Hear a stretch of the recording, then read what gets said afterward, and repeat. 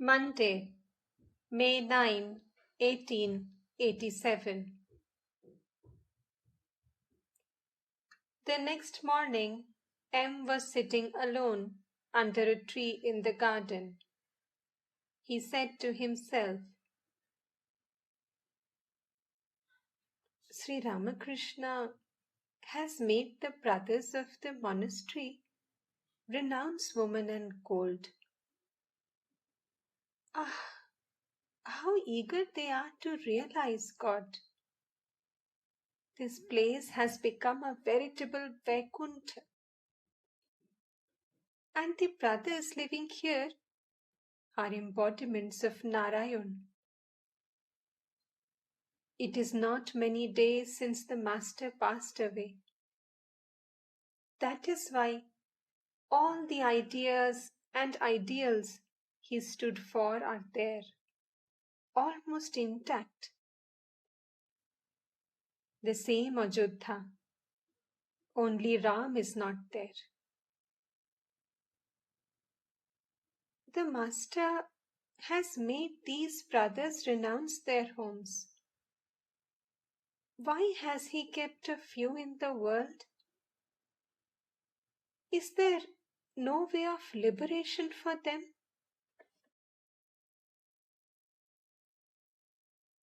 From a room upstairs, Narendra saw M sitting alone under the tree. He came down and said with a smile, Hello, M. What are you doing? After a little conversation, M said to him, Ah, you have such a sweet voice. Please sing a hymn. Narendra sang the following hymn to Shiva, in which the devotee prays for forgiveness for his sins. Even before I saw the light of this world, my sins from previous births, through which I passed because of desire for the fruit of my deeds, punished me as I lay in my mother's womb. There I was boiled in the midst of filthy things. Who can describe the pain that afflicts the child in its mother's womb? Therefore, O Shiva, O Mahadev, O Shambhu, forgive me, I pray, for my transgressions. In childhood, my suffering never came to an end. My body was covered with filth, and I craved for my mother's breasts. Over my body and limbs I had no control. I was pursued by troublesome flies and mosquitoes. Day and night I cried with the pain of many an ailment, forgetting thee, O Shankara. Therefore, O Shiva, O Mahadev, O Shambhu, forgive me, I pray, for my transgressions. In youth, the venomous snakes of sound, sight, taste, touch, and smell bit into my vitals and slew my discrimination. I was engrossed in the pleasures of wealth, sons, and a youthful wife.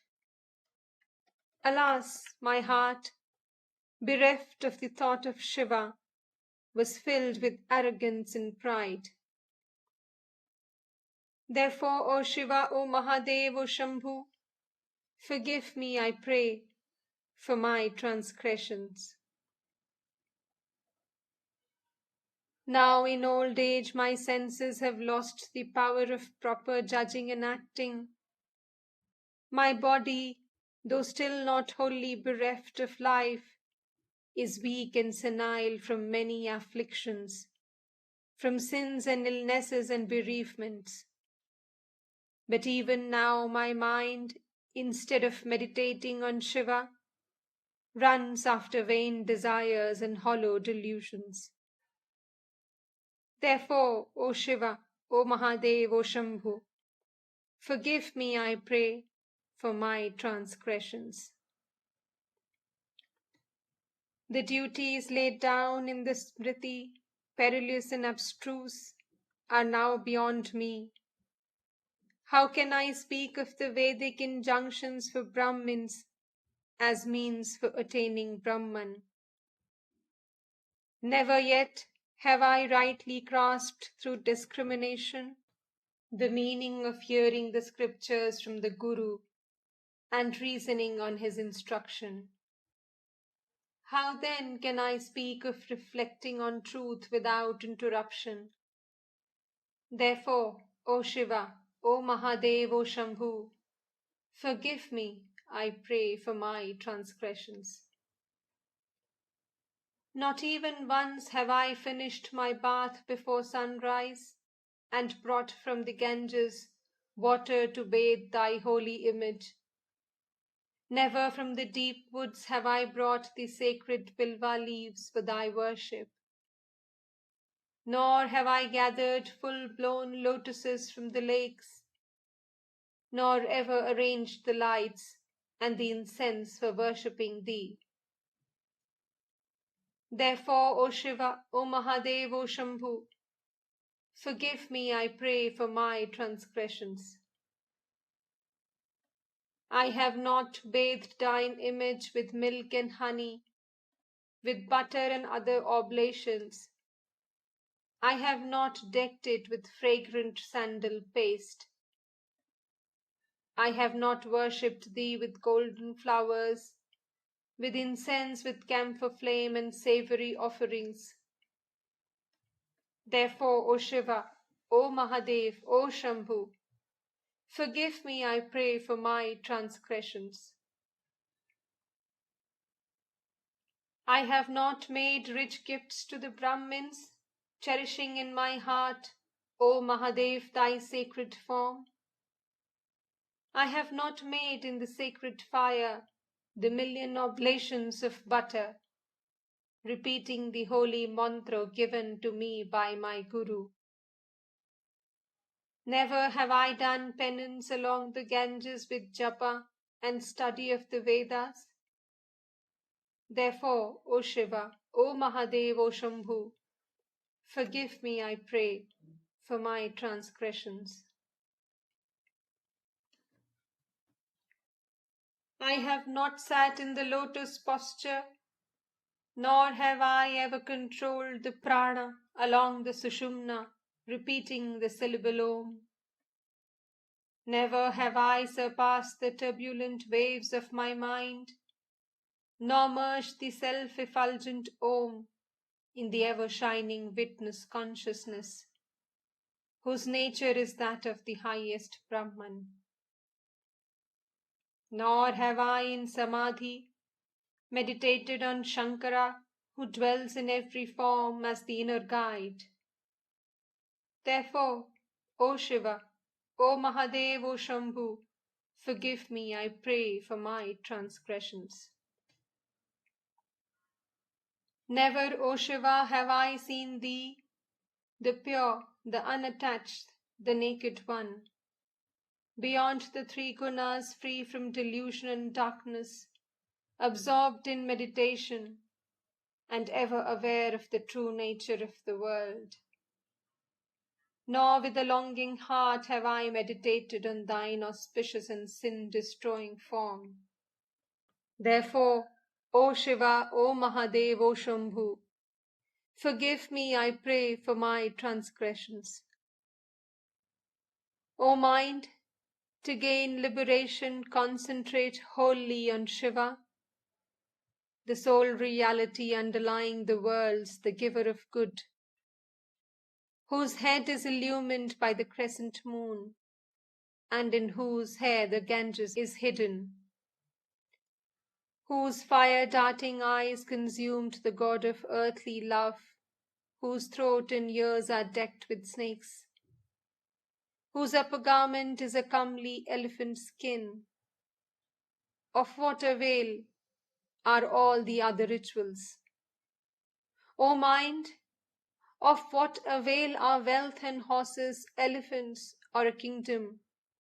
Of what avail the body or a house? Know all these to be but momentary and quickly shun them. Worship Shiva as your Guru instructs you for the attaining of self-knowledge. Day by day does man come nearer to death. His youth wears away, the day that is gone never returns. Almighty time devours everything. Fickle as lightning is the goddess of fortune. O Shiva, O giver of shelter to those that come to thee for refuge, protect me who have taken refuge at thy feet.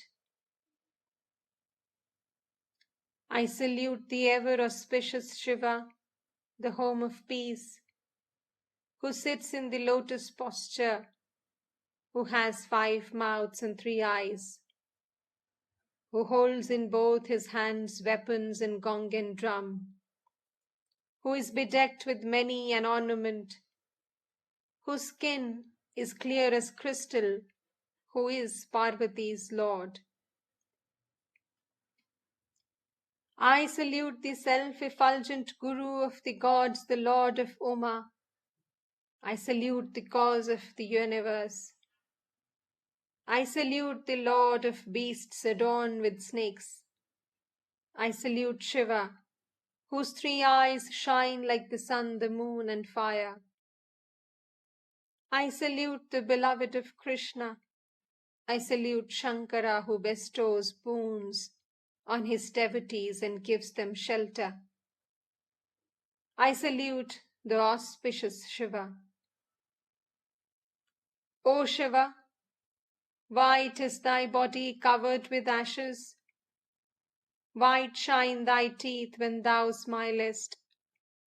White is the skull thou holdest in thy hand.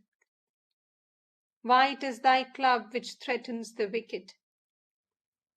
White is the bull on which thou ridest. White are the rings that hang from thine ears. White appear thy matted locks, covered with the foam of the Ganges. White shines the moon on thy forehead. May he, who is all white, all pure, bestow on me the treasure of forgiveness for my transgressions.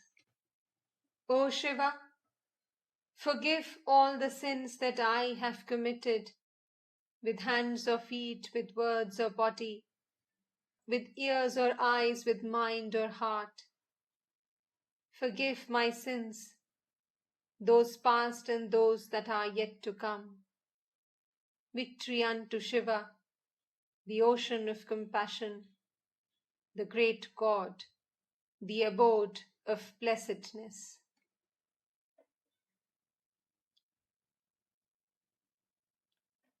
After the hymn, Narendra and M talked again.